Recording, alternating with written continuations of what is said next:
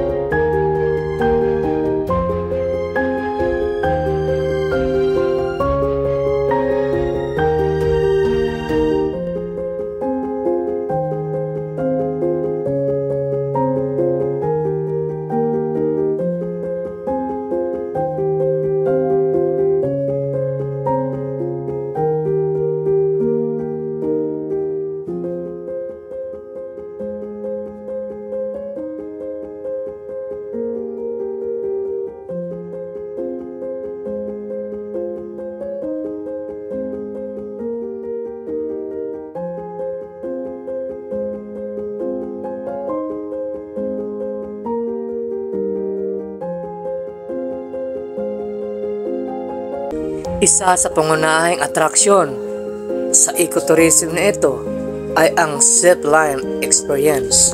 Matatanaw mo dito ang mga nagluluntiang mga kagubatan at nagagandahang kapaligiran kapag nasa ibabaw ka ng zipline. Tatagpuan sa katimugan ng Bohol ang malinaw na berde ngunit kristal ang tubig sa ilog ng Lubok at napapaikutan ito ng nagtataasang puno ay nagiging magandang tanawin.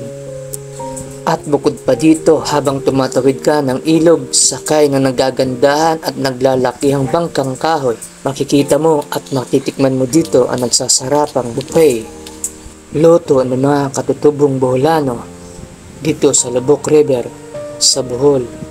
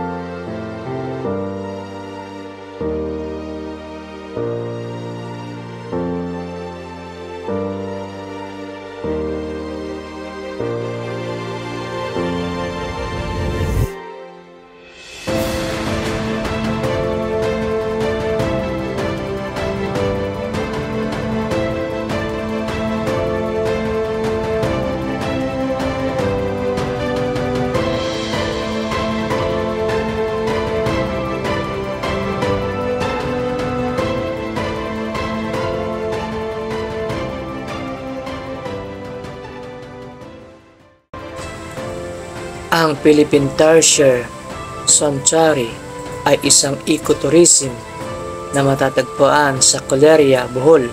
Dito makikita natin ang pinakamaliliit na primate. Kadalasan makikita ito sa South Asia.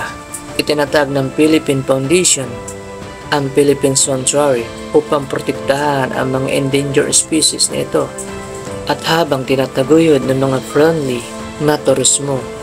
Bagamat ganap nang inorganisa ng mga lokal na negosyante, ang kanlungan ay mahigpit pa rin sinusuportahan ang kagawaran ng turismo at ang kagawaran ng kalikasan, ang likas na yaman ng Pilipinas.